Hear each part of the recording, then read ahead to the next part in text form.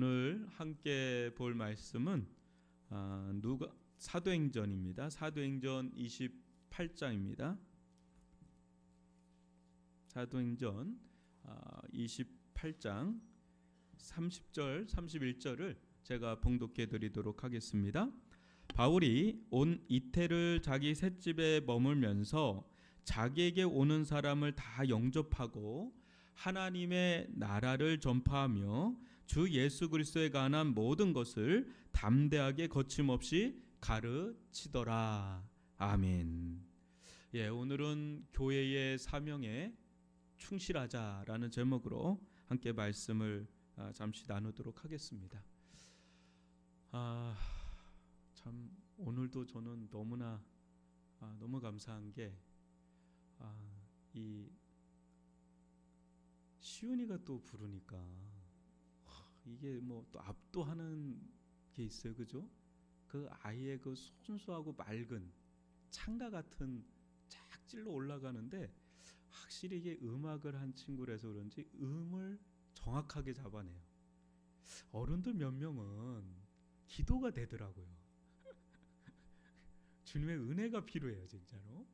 근데 이 시온이가 자꾸 나가는 그거 보면서 시온이가 서야 되겠다 이런 생각을 했고요. 뭐 그냥 압도하던데요. 4-5명 목소리 그냥 압도하던데요. 그래서 어릴 때부터 찬양으로 같이 크면 좋겠다 이런 생각이 들 정도로, 그래서 좀 지나면 도훈이도 같이 들어왔으면 좋겠다. 버구리가 뭐 엄청 잘하면 좋겠죠. 근데 하나님께서 잘하는 뭐 스킬이 좋은 것도 있지만 함께 이렇게 어울리면서 하는 거를 더 기뻐하시지 않겠나, 그 생각이 좀 많이 들었습니다. 제가 좀 칭찬을 해야 되겠습니다. 우리 정정님, 양창호 집사님 참 잘했어요. 참 잘했어요. 아시는 분들은 아실 거라고 보고요. 우리 또 조은아 집사님 또 감기 문살 투혼을 불살랐는데 정말 요즘에 우리 교회 하는 일들이 많아서 다른 분들 요새 독감이 막 유행이세요. 그래서 이게 감기가 많이 이렇게 하는데 저분만큼은 감기 안 걸리기를 했는데 걸렸어요. 그래서 좀 이제 주일날 또 우리 또 찬양 또 하지 않습니까? 컨디션이 좋을 수 있도록 함께 좀 기도를 해주셨으면 좋겠고요. 오늘 이 말씀은요, 사도행전 마지막 두 구절인데요, 굉장히 가볍게 보면 가볍지만 절대 가볍지가 않고요. 여러분들이 어느 성경을 봐도 딱 마무리가 매듭이 딱 지어지는 말씀으로 끝나거든요. 근데 사도행전의 마지막은 미완성으로 끝났다라고 하는 말을 해요. 그래서 하용조 목사님은 액추 29라고 하는 운동을 벌였죠. 사도행전은 28장으로 끝난 게 아니라 우리가 지금 29장을 써내려가고 있다. 지금도 사도행전의 역사는 이어지고 있다. 그런 의미에서 이제 그렇게 액추 29라고 했는데, 여러분 사도행전 28장이 끝나는 이 대목을 오늘 같이 살펴보면서 이 교회의 본연의 모습이 뭐여야 되는가, 한번 원색적인 교회의 모습을 다시 한번 우리가 좀 들여다봤으면 좋겠어요. 여러분 F1이라고 하는 그 포뮬러 1이라고 하는 그 레이싱 경기가 있어요, 그죠? 그게 영화로도 나와서 저하고 아내하고 한번 본 적이 있습니다. 근데 용어가 굉장히 복잡해요. 근데 아주 뭐 실감나게 찍었어요. 근데 그걸 이렇게 쭉 봤는데 이게 보니까 그 많게는 연간 4천억이 들어갑니다. 그 한 대에. 왜 그러냐면 그 한 대의 가격이 한 200억 정도 된대요. 그리고 거기에 연간 유지비가 적어도 1,000억, 많게는 한 3천억 이상이 든대요. 연구하고 뭐 유지하고 뭐 이렇게 하는데 천문학적인 숫자죠. 그리고 레이서의 연봉이 많게는 600억. 그러니까 거의 뭐 많이 들어가는 이제 그런 데는 뭐 4천억에 가까울 정도의 이게 엄청난 산업입니다. 그 한 대를 중심으로 해서. 그래서 우승시켜야 되니까. 근데 거기를 보면 여러분들도 이제 좀 보면 막 그냥 막 불꽃이 막 튀기잖아요. 불꽃이 막 튀기면서 쫙 달리다가 어느 순간에 여러분 부스로 딱 들어왔는데 그 2, 3초 만에 뭐 드럭 해가지고 뭐 그 바퀴 갈고 뭐 기름 집어넣는지 뭘 하는지 팍 하고 팍 나가는 장면 나오죠. 그거 하는데 한 20명이 붙어요. 근데 그 사람들을 미케닉이라고 부른다 그래요. 그 사람들이 자동차 경비사 뭐 정비사 정도가 아니라 박사 학위를 가진 사람, 엔지니어. 그런 사람들이 20명이 숙달된 20명이 딱 달라붙어서 그냥 드륵 해가지고 2, 3초 만에 해서 내보내는 그거 하는데 그 한 사람당 연봉이 한 4억 원 정도 된다고 그러니까 이게 보통 산업이 아니잖아요. 근데 그게 차 한 대에 다 올인해서 그 모든 것들이 다 돌아가는 시스템이에요. 근데 만약에 여러분 그 차가 그 뭐 이런 길거리에 막 돌아다닌다고 쳐보세요. 그거 누가 거기에다가 뭐 투자를 하고 그 천문학적인 액수를 누가 투자를 하면 그렇게 하겠습니까? 그리고 이런 데서는 그 차를 운전하는 게 어울리지가 않아요. 그냥 자동차 포뮬러 1 경기장에나 그게 딱 어울려서 그냥 무한 질주하듯이 달려야 한 1000마력이라고 하니까 그런 데에 정도 돼야 그런 것들을 막 지원해서 해나가지 뭐 이런데 혼자 끌고 다니는 차처럼 쓴들 뭐 거기에 누가 그렇게 투자를 하겠습니까? 그 차의 용도가 있는 거예요. 그 용도가 있는 거예요. 교회는 그럼 어떤 곳인가? 여러분 교회는 병원 하라고 세워진 곳이 아니죠. 그죠? 또 어떤 뭐 자선 단체라든지 뭐 학교하라고 세워진 것도 아닙니다. 교회는 교회 본연의 모습이 있는 거예요. 이 땅 가운데 뭐 미용실은 미용실대로의 용도가 있는 거고 병원은 또 학교는 경찰서는 다 그 세운 기간은 그 용도에 써야 걸맞는 거죠. 그죠? 근데 그 용도에 걸맞지 않게 뭐 식당인데 거기서 뭐 딴 거를 하면 또 그게 구색이 안 맞죠. 거기에 딱 맞는 것들이 있는 거예요. 교회는 하나님께서 공급해 주시는 게 있어요. 어느 때 공급을 해 주시냐? 교회가 교회 그 본연의 모습이 있을 때 그때 하늘과 땅의 자원을 공급해서 교회의 그 일을 수행하도록 하나님은 그렇게 역사에 가시거든요. 하나님께서 이 세상에 여러분 한번 생각을 해보죠. 학교는 학교대로, 병원은 병원대로, 뭐 관공서는 관공서대로 막 여러 가지가 이렇게 세워진다 할 때 교회를 세우신 하나님의 이유가 있을 거고 또 목적이 있을 것인데 하나님께서 이 교회를 세우시고 또 교회만이 할 수 있는 그 본연의 그 사명, 그 교회만의 그 본연의 모습은 과연 어떤 모습이어야 하는가? 우리는 그것을 우리 주변에서 살펴보기 이전에 이런 이제 성경으로 들어가서 그 성경에서 말하는 교회의 초상화를 한번 봐야 돼요. 그 원본을 좀 봐야 돼요. 그걸 볼 때 우리가 이제 복사본인지 뭐 짝퉁인지 아니면 제대로 가고 있는지 이걸 가늠할 수가 있는 겁니다. 이제 그런 점에서 오늘 읽었던 사도행전 28장 30절로 31절을 다시 한번 여러분 한번 보세요. 한번 제가 다시 한번 읽어볼게요. 바울이 온 이태를 자기 셋집에 머물면서 자기에게 오는 사람을 다 영접하고 하나님의 나라를 전파하며 주 예수 그리스도에 관한 모든 것을 담대하게 거침없이 가르치더라 이렇게 나오거든요. 여러분 바울이 셋집에서 있습니다. 이게 가장 최소 단위의 교회예요. 혼자 개척하는 겁니다. 셋집에서. 그러니까 한 명이 시작한 거죠. 그죠? 근데 여기 이제 사람들이 오기 시작해요. 그때 동사가 크게 세 가지가 나오죠.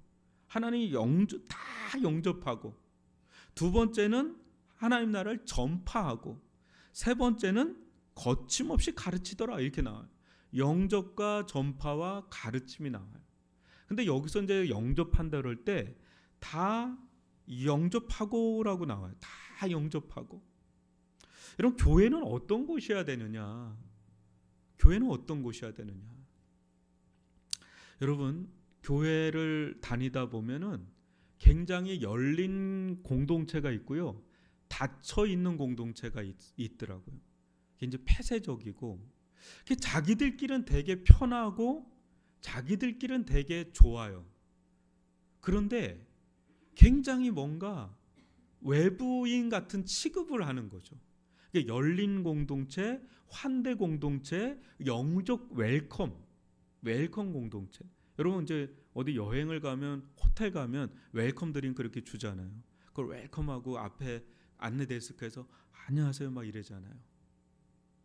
제가 이전에 있었던 교회에서 굉장히 교육과 훈련을 많이 해요. 심지어는 스튜디오스도 우리가 모셔가지고 그 세미나도 하고 예절 교육도 하고 막 그래요. 그러다가 어느 때 정말 시스템이 잘 돼 있는데 어느 때 이야기를 한 거예요. 새가족부를 좀 다르게 하자 해서 1층이 보통 로비가 그런 자리잖아요. 그 자리를 다 리모델링을 하고 거기에 있는 안내하시는 분들의 복장을 다 바꿔버렸어요. 그리고 항상 깍듯하게 인사하고 안내하고 그런 훈련과 연습을 하는 겁니다. 그게 이제 첫 그 교회의 이미지가 돼버리니까. 그러니까 그게 뭐예요? 그걸 딱 보는 순간 여기는 우리를 환대하는구나. 우리를 웰컴하고 있구나. 이제 그걸 주는 겁니다.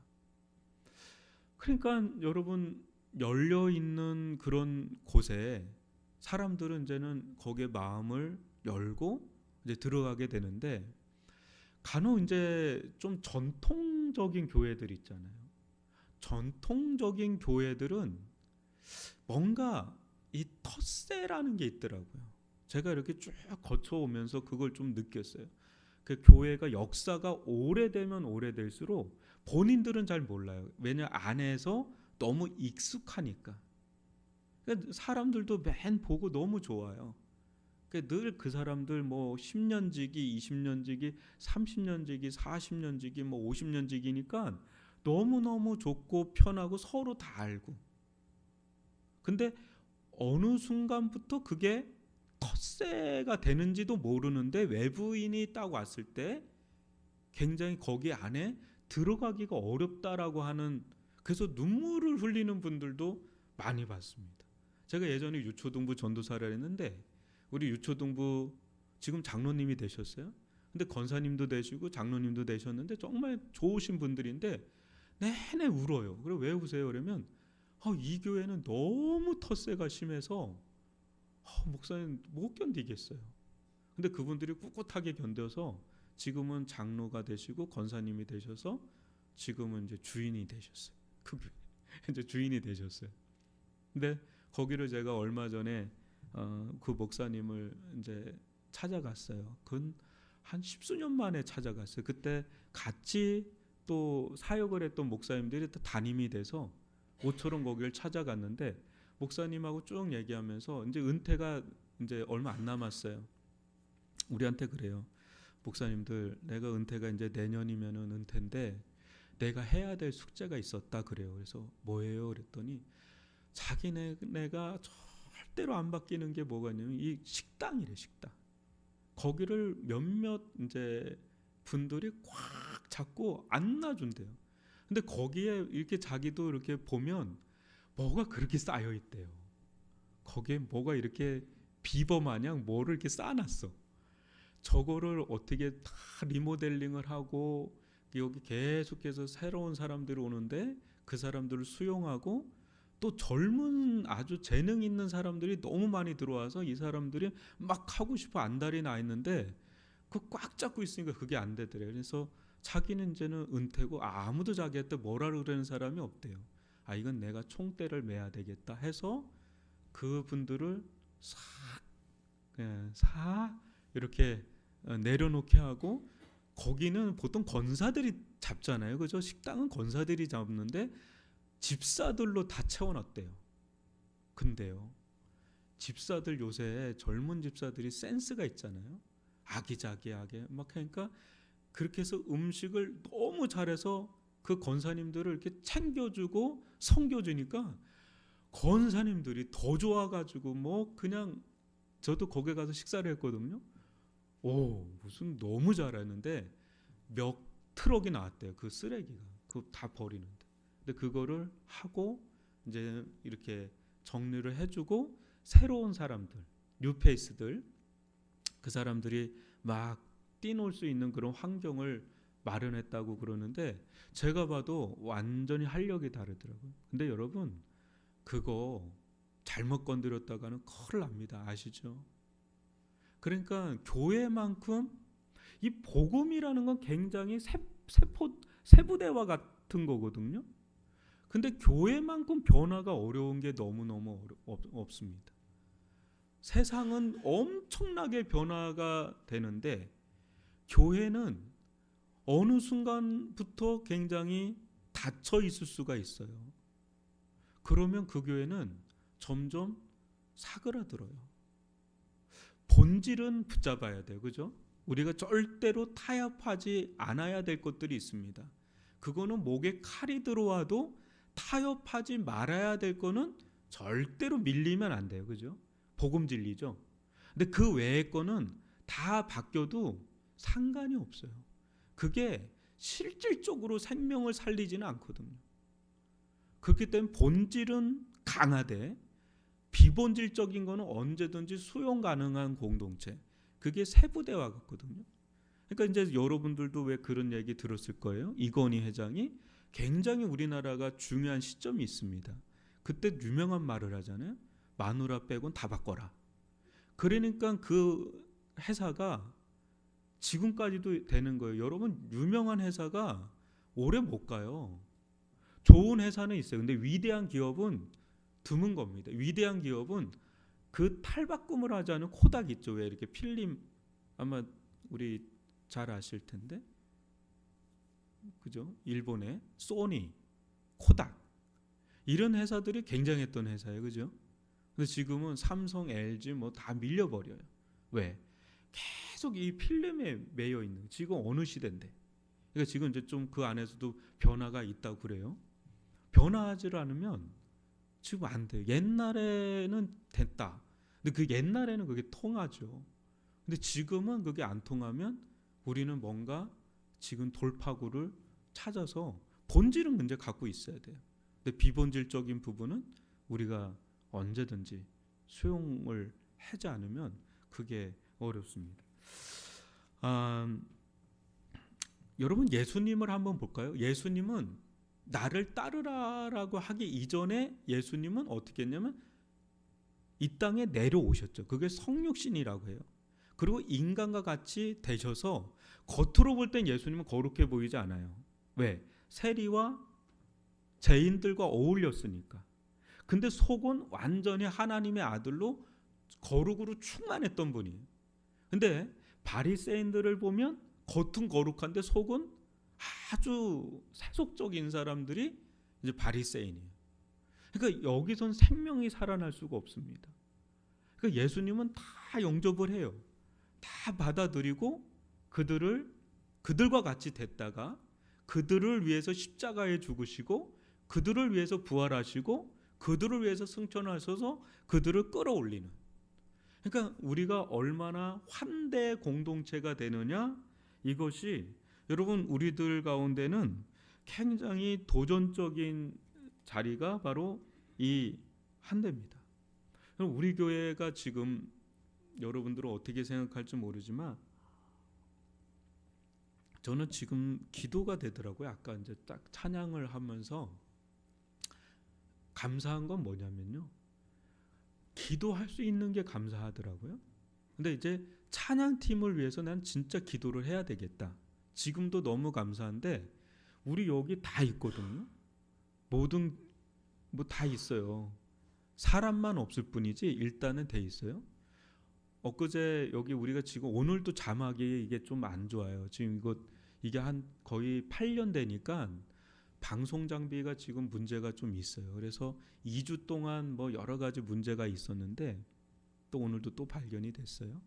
그래서 이제 어느 목사님들이 와서 뭐 이렇게 여러 가지를 이렇게 좀 만져주고 그러는데 그 목사님도 이제 개척을 했는데 그분이 저한테 그 얘기예요.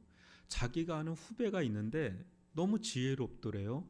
그래서 뭐가 지혜롭냐니까 그 교회를 갔는데 작아요. 한 뭐 작은 교회인데 개척을 했으니까. 근데 드럼 있고 일렉 있고 베이스 있고 뭐 키보드 있고 다 있더래요. 근데 사람은 없는데. 아니 사람 없는데 이걸 왜 이렇게 해놨냐, 이걸 왜 사놨냐 하니까 그 후배가 하는 말이 사놓으면 사람들이 와요. 그리고 왔다가 재능 있는 사람들은 거기 한 사람씩 집어넣다 보면 찬양팀이 됩니다. 이래더래요. 그래서 기가 차가지고 이렇게 했는데 어느 날 몇 년 지나고 보니까 다 하고 있더래. 띵띵 하면서. 그래서 우리는 이미 돼 있으니까 기도해야 되겠다. 지금도 감사해요. 지금도 감사한데 하나님 우리 교회 찬양팀을 세워달라고 그 기도하게 되고요. 여러분들은 어떻게 생각할지 모르지만 우리 교회에 유일하게 없는 층이 하나가 있어요. 어디가 없을까요? 영아부부터 유아유치부까지 청장년에 있는 데서. 여러분 우리 교회에 유일하게 없는 게 청년이 있습니다. 우진이가 있어요. 있습니다만은 근데 청년이 없어요. 근데 이 부분에 대해서 여러분 우리는 어떤 교회일까요? 상공사공 중심의 교회일까요? 아니면 어르신들이 중심이 되는 교회일까요? 어느 교회일까요? 저는 우리 교회 구성비가 제일 좋다고 생각해요. 애들도 있고 어르신들까지 다 있으니까. 그러니까 어느 한쪽만 있으면 안 돼요. 어떤 교회는 청년들로 바글바글 하거든요. 근데 10년 지나면 그 교회는 절대 청년 중심의 교회가 될 수가 없습니다. 그 사람들이 다 결혼하고 애 낳기 시작하잖아요. 이제 청년처럼 못 살아요. 그러니까 교회라는 곳은 다 있어야 돼요. 다 골고루 있어야 그 교회가 건강한 교회지. 우리 교회는 뭐 상공사공만 있다, 뭐 이렇게 해서 청년만 있다, 그러면서 건강할 수는 없습니다. 근데 우리 교회는 청년이 과연 올 수 있는 공동체인가에 대해서는 우리 숙제인 겁니다. 그리고 이거에 대해서 문제의식이 과연 우리가 있나라고 할 때 있으면 있고 없으면 뭐 상관없습니다. 다만 잘 다니면 된다. 이러면 이미 끝난 거예요. 거기는. 그죠? 그러니까 우리가 지금 기도해야 될 거는 청년들이 올 수 있는, 여러분 저는 그 생각하거든요. 위례가 어떤 애들, 다음 세대에 어떤 층의 애들이 위례에 제일 많을까요? 영아부, 유아부, 유초등부, 중고등부, 뭐 어디가 제일 많을까요? 제 생각엔 초등부 정도가 제일 많지 않을까요? 위례 구성비에서 애들 가운데. 근데 한번 생각해 볼까요? 10년 지나면 이 위례에 어떤 다음 세대가 제일 많을까요? 계속 애를 낳을까요? 애를 낳는 데가 아닙니다. 애를 많이 낳은 다자녀에게 특혜를 줘서 온 거예요. 그러니까 여기서는 낳는 게 아니라 낳고 오는 겁니다. 낳아서. 그러니까 더 낳지 않아요, 많이. 근데 그 5년, 10년만 지나도 시온이 이제 대학생이에요. 대학 청년들이 제일 많은 지역이 여기예요. 그러면 우리는 다음 세대에서 청년들이 매력적인 공동체가 돼야 우리 교회는 여기에 일종의 그게 있는 거예요. 그러니까 지금부터 기도를 해야 되겠다. 청년들이 가장 바글바글할 때입니다. 바글바글 할 거예요, 여기는. 왜? 결혼도 잘 안 해요? 요즘 청년들 결혼 안 하잖아요. 청년 세대가 제일 많아질 거예요. 아마 향후 10년만 지나면 여긴 다 청년들만 있을 겁니다. 그때 청년들이 올 때 가장 매력적인 공동체가 어딜까? 그거에 대해서 우리가 양보할 수 있고 열어줄 수 있고 준비할 수 있고 지지할 수 있고 그럴 수 있는 곳인가라는 것을 한번 고민을 해보자는 거죠. 지금부터 기도하고 준비하고. 그래야지 교회에 청년들이 생겨야. 여러분 교회 청년들 없잖아요. 그럼 교사 자원이 없어요. 그리고 선교를 못 나가요. 그리고 얘네들은 헌금을 하는 애들은 아니래요. 청년들은. 근데 몸으로 뛰잖아요. 시간을 투자하고 몸으로 하고. 여러분 30대 넘어서 결혼하기만 하고 애 낳잖아요. 교회에서 헌신하는 건 매우 어렵습니다. 육아에 지치고요. 한참 나가서 일하고 그럴 때가 결혼하고 40대 50대까지 그래야 돼요. 그럼 교회에서 청년들이 그런 막 돈을 버는 시기는 아니지만 시간도 있고 막 열정도 있고 막 같이 어울리고 막 애들 챙기고 이런 건 다 청년들이 하는 건데 우리 교회가 지금 청년이 지금 없어요. 그래서 제가 물어봤어요. 청년이 많으려면 어디로 가야 되냐 제가 물었더니 하나래요. 역세권으로 가야 되는데 2호선 역세권. 근데 우리는 청년들이 못 오는 데래요. 여기는. 왜? 교통이 너무 안 좋대요. 1시간 2시간 걸린대요. 근데 암울하더라고. 근데 생각을 해보니까 아니다. 자체 생산할 수 있는 곳 아니냐. 여기 10년만 지나면 청년들이 가장 바글바글해서 집에서 안 나가는 청년들이 바글바글한데 그건 여기서 우리 또 역세권 아니냐. 위례중앙역. 여기 역세권입니다. 트램역. 여기 깔려요. 그래서 이거 기도해야 되겠다. 여러분 지금 청년 우진이가 C입니다. 우진이가 C예요. 여러분 우리 교회가 청년들이 내년도 이맘때쯤에 청년 추수감사절입니다. 그죠? 내년도 이맘때쯤에 청년이 있을까요? 없을까요? 있을 것 같습니까? 아니면 내내 이 모양 이 꼴일까요? 어떨 것 같으세요? 있을 것 같으세요? 아멘 해야죠. 믿음으로 한번 선포합시다. 이곳에 청년들이 있을 줄 믿습니다. 그래서 기도해 주세요. 제가 청년교회를 개척하려고 합니다. 여기서 지금 기도해서 좀 기도하다가 적정한 때 되면 청년 예배를 주일날 드릴 겁니다. 멤버는 없습니다. 저하고 제 아내가 시작을 할 건데 그 청년 예배 예배를 해야 올 거 아니에요. 그 청년 사역을 하는 목사님이 저때 그래요. 여기 다 보더니 이 좋은 교회를 목사님 너무 좋대요. 우리 교회가.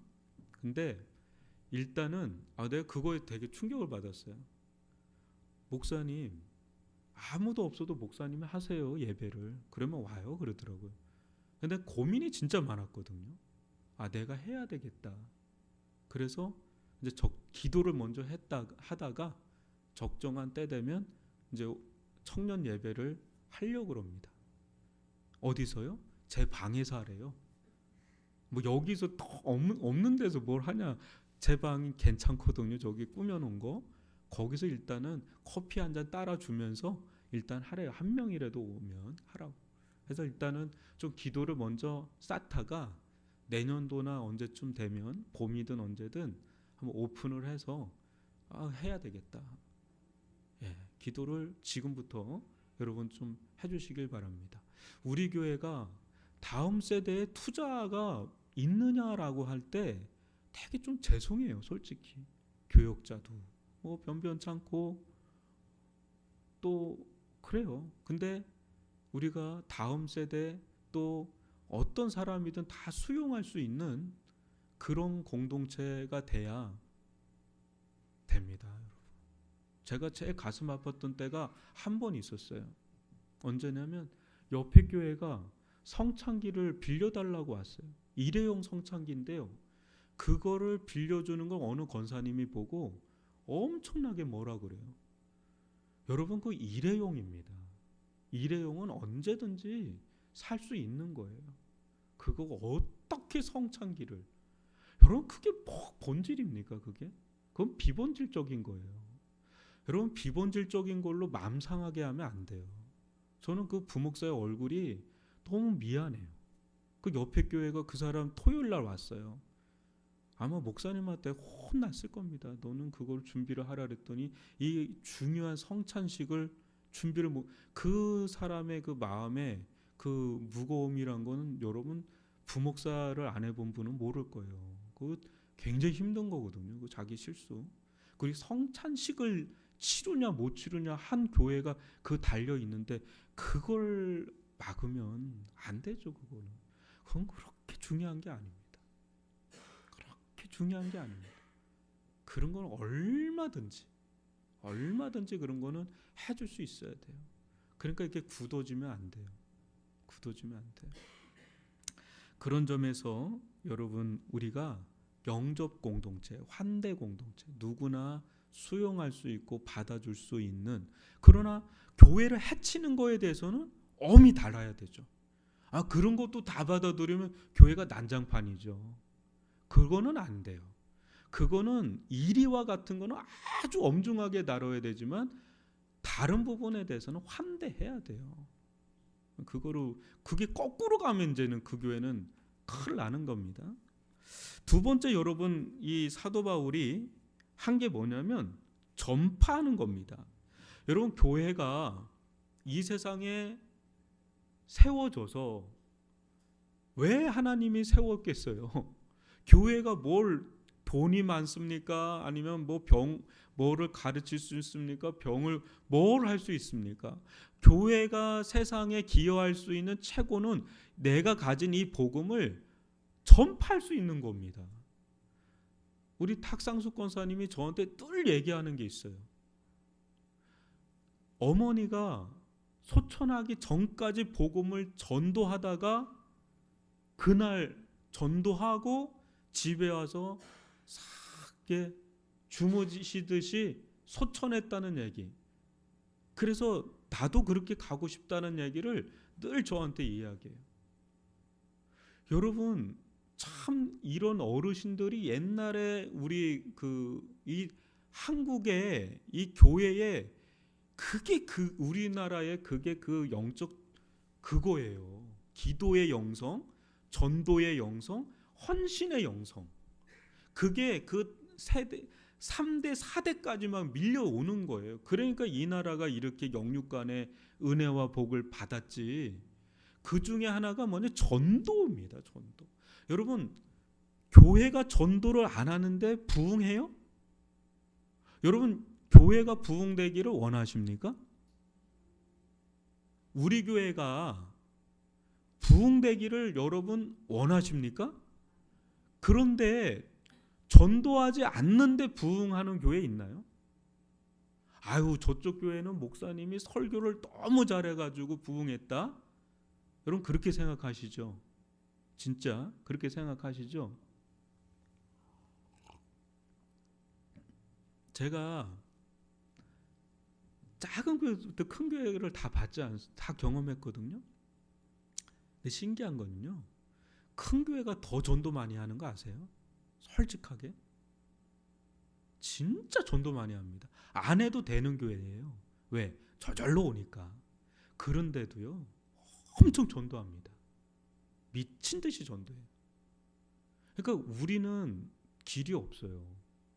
우리는 전도 안 하면요, 우리 교회는 알아주는 사람이 없습니다. 일단은 저쪽에 여기는 다 대형 교회로 둘러싸여 있거든요. 여기는. 그런 데는 안 알아도 브랜드 교회가 있기 때문에, 네임밸류가 있는 교회들이 있기 때문에 글로 다 갑니다. 근데 거기 있는 사람들도 여기 와서 전도를 하는데, 우리 여러분 그냥 솔직하게 그냥 잘해도 못해도 내가 전도를 하고 있느냐라고 한번 생각을 해보세요. 아니면 전도는 못해도 내가 이렇게 물티슈라도 내가 전하고 있느냐라고 할 때 부끄럽죠, 좀. 그죠? 그래서 여러분, 이게 전도하지 않으면 우리는 그런 생각할 거예요. 좀 교회가 너무 안 됐으니까 사람들이 좀 많이 왔으면 좋겠다. 이 마인드 속에는 세상이 우리를 좀 도와줬으면 좋겠다, 이런 생각인 거예요. 여러분, 세상이 우리를 도울 필요가 없어요. 하나님이 교회를 세운 거는 우리가 세상을 도우라고 있는 겁니다. 세상을 도우라고. 왜? 너희들에겐 영생이 있지 않냐? 너희들에겐 복음이 있지 않냐? 그러니까 너희들이 세상을 도우라고 우리에게 교회를 세워주시고 하나님을 믿게 하시고 성령을 주시고 우리에게 영적인 자원들이 많거든요. 네, 여러분, 하나님은 전도하는 교회에 계속 뭔가 주시는 거예요. 전도하는 교회, 선교하는 교회에 영적인, 육적인, 물적인 자원을 공급해 주지. 아까 제가 포뮬러 1 얘기했잖아요. 그게 경기장을 막 움직이는 차에게 막 그거를 공급해 주지, 경기장에 뛰지 않는 차에게 뭘 공급할 필요가 없잖아요. 우리의 경기장은 세상에 나가서 전도하라고 교회를 세운 거예요. 그래서 교회가 작아도 커도 상관없습니다. 그거는 작아도 커도 상관없이 교회가 전도하고 선교하는 거에 하려고 그러잖아요. 거기에 하나님은 사람을 보내시고 영적인 자원을 보내주고 하늘 자원을 보내시고 또 세상의 자원, 물적인 자원을 막 보내주시지, 하지 않는데 줄 이유가 없는 겁니다. 그래서 여러분, 우리는 지금 단순하면 돼요. 심플 처치하면 됩니다.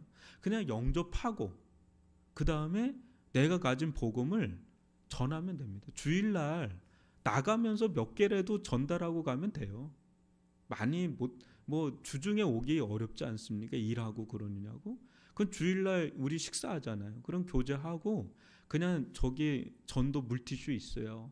그럼 그거 5장이라도 나는 전하고 가겠다. 하나님, 제가 이 5장이라도 전하고 가는데 저희는 막 여기 저번에 여기 뭐예요? 이렇게 돗자리 까놓고 벼락시장 할 때 그거 매년 하거든요. 벼룩이야. 그거 하는데 뭐 1000명 뭐 많이 온대요. 그래서 저희도 300-400개 뭐 병을 하는데 그렇게 해서 한 명도 온 사람은 없어요. 그렇게 뭐 그냥 진짜 마음 들여서 하긴 하는데 그렇게 해서 한 명도 오진 않지만 우리가 그렇게 할 때 하나님은 이 교회는 전도하는 교회구나. 여기 사람을 보내줘야 되겠다. 여기 물질을 줘야 되겠다. 여기 성령을 줘야 되겠다. 일꾼을 보내줘야 되겠다. 그렇게 해서 하나님께서 그렇게 역사하시지, 아무것도 안 하면 여기는 안 해도 되는가 보다 하고 딴 데를 주시는 거죠. 하나님께서. 그래서 여러분, 우리가 정말 전도를 위해서 기도하고 재정도 거기 쓰고 거기다 헌신하고, 그거가 교회만이 할 수 있잖아요. 교회만이 할 수 있는 겁니다. 그거를. 근데 이 교회만이 할 수 있는 거를 이제 우리가 집중해서 하자는 거예요. 그 사도 바울은 그거 한 거예요. 셋집 열어놓고 다 영접하고요, 환대하고, 그 다음에 그것만 한 거예요. 뭐 엄청난 걸 준 게 아니에요. 근데 그게 이제는 교회의 본연의 모습이다. 우리가 이제 이것을 회복할 필요가 있어요. 그래서 저는 여기 와서 제가 죄송하고 회개되는 것 중에 하나가 한 번도 선교를 한 적이 없어요. 충분히 선교를 할 수 있는 공동체거든요. 사람이 많을 때도 못했고 없을 때도 못하고. 그래서 내년도에는 우리가 1명이라도 2명이라도 가면 선교 아닙니까? 그죠? 그래서 선교를 할 때 거기에 하나님이 사람을 붙이시고 그렇게 하지, 안 되면 뭐 못한다 그러면 백날 해도 못하고 그래요. 근데 하려고 치면 가까운 데라도 어떻게 갈 수는 있지 않습니까? 그래서 전도하고 선교하는 거에 에너지를 쏟자. 다른 데 에너지를 쏟을 필요가 없다. 여러분, 전도, 이게 굉장히 중요한 거고요. 세 번째는 뭐 했죠? 사도 바울이 주 예수 그리스도에 관한 모든 것을 담대하게 거침없이 가르쳤다. 이거는 뭐냐면 양육했다는 거예요. 예수 그리스도에 관한 모든 것. 여러분, 기독교 진리가 단순해요. 그죠? 단순한데 깊이 들어가면 심오해요. 목사님은 저 책을 다 읽어봤습니까가 요즘에 제가 듣는 질문이에요. 그거 들을 때마다 대략 난감이에요. 그거 빼가지고 보면 안 읽었네, 이게 티가 나니까. 그래서 저는 이제 소장의 은사가 있는 사람이라서 그렇게 했지만, 근데 저 책들을 보면은요, 저렇게 많은 책이 필요할까라는 생각이 들 거예요. 근데 보시면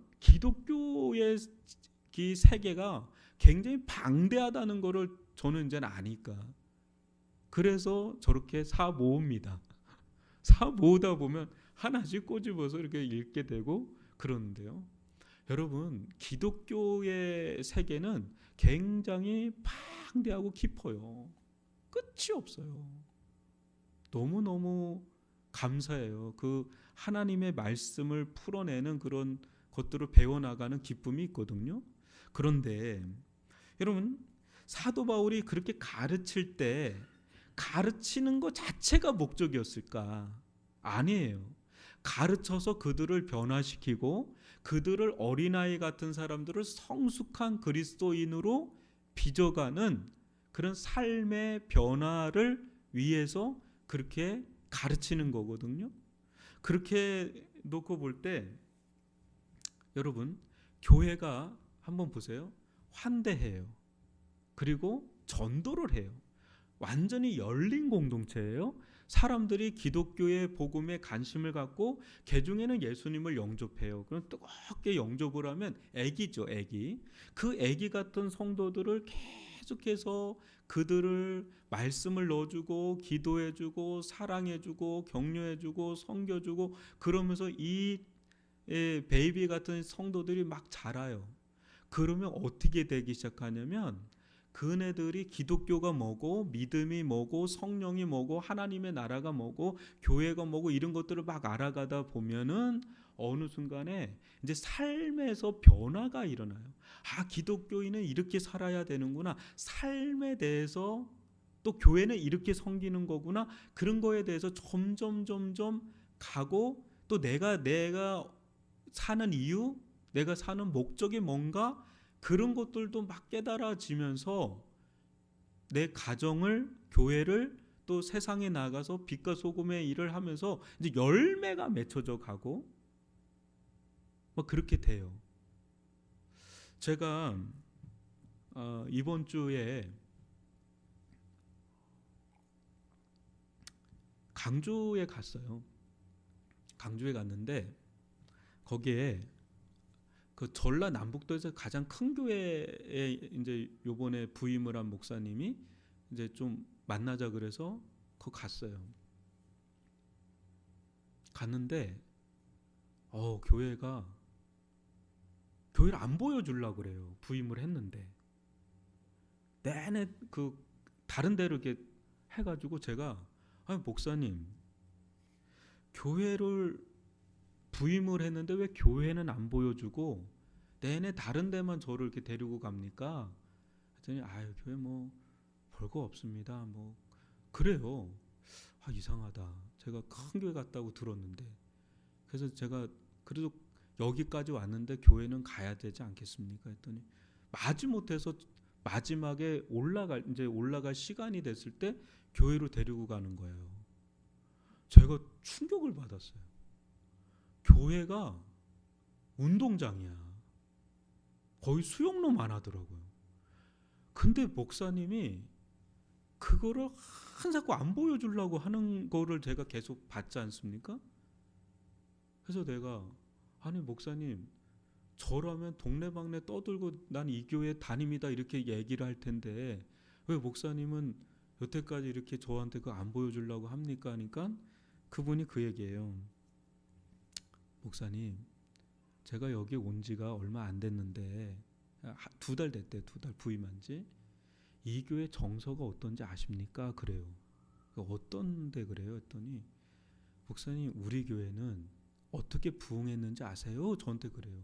그래서 뭐로 부흥했어요? 그러니까 보통 어떤 교회는 뭐 전도를 많이 한다, 기도를 많이 한다는데 전라남북도에서 가장 큰 교회인데 티가 안 나는 교회예요. 여기가. 저도 그게 좀 신기해서 좀 물어보고 싶었는데 그분이 그래요. 자기 전임 목사님이 우리 교회는 딱 하나래요. 겸손해야 된다는 거예요. 겸손해야 된다는. 그게 이 교회에 아주 뿌리 박힌 DNA래요. 그래서 그게 뭡니까? 제가 또 물어봤어요. 그 겸손이라는 게 뭐예요? 했더니 한 예를 들어줄게요. 이러는 거예요. 그게 뭐라 그러냐면 자기들 교회는 12월 25일이 되면 온 성도들의 봉사하는 기간들 있잖아요. 그죠? 제1전도회, 제2전도회, 권사 1회, 권사 2회, 교구 교구장 교구 구역장 쭉 있을 거 아니에요. 안수 집사에 쭉 있을 거 아니에요. 그 수백 개가 이렇게 이제는 임명을 하잖아요. 그죠? 근데 그게 12월 25일까지 아무도 모른대요.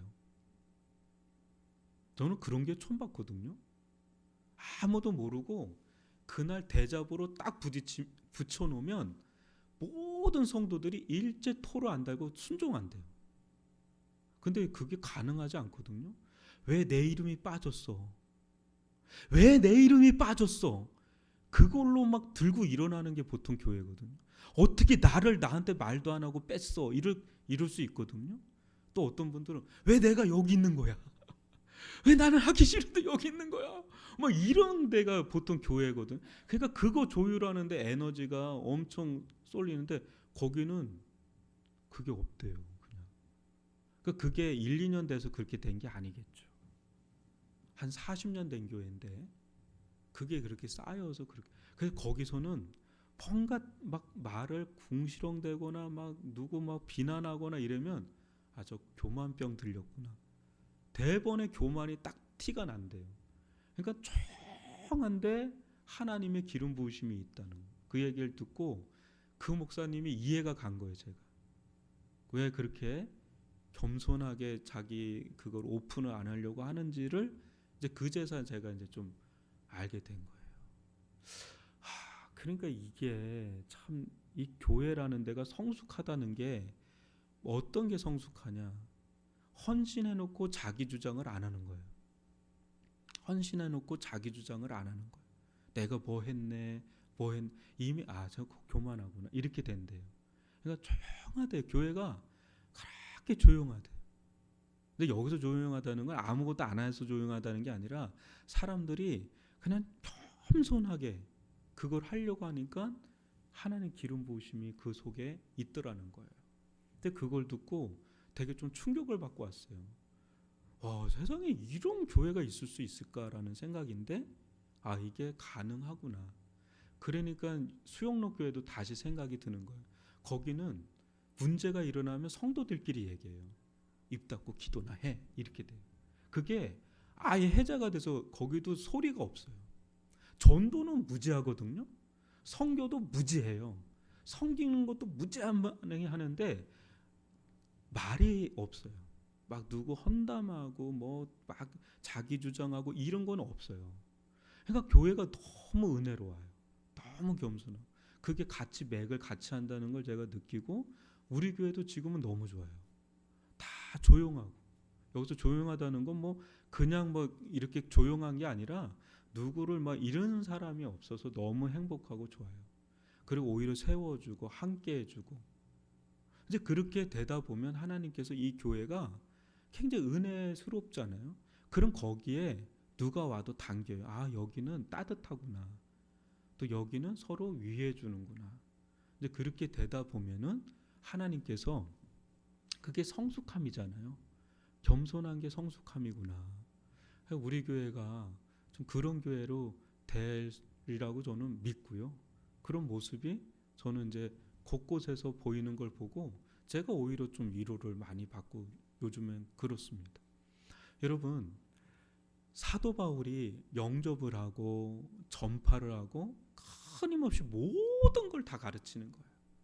모든 걸 다 가르쳐서 그네들이 어떻게 교회를 세우고 어떻게 교회를 섬겨야 될지를 알려주는 것. 그래서 지금 우리 교회가 정말 좋은 때입니다. 어떻게 보면 아픔이 있죠. 그게 왜 없어요? 아픔이 있죠. 상처도 있고. 근데 그거에서 반면교사가 돼서 앞으로 우리 교회는 이런 교회가 되고 또 우리 후손들에게 다음 세대에게 정말 번듯한 이런 교회를 물려줘야 되겠다라고 하는 청사진을 그려야 하는 때거든요. 그럴 때 우리 교회는 어떤 교회여야 되는가라는 것을 오늘 이 말씀 속에서 한번 살펴보면서 우리 같이 성장하고 같이 또 세워나가는 그 그 은혜를 누렸으면 좋겠어요.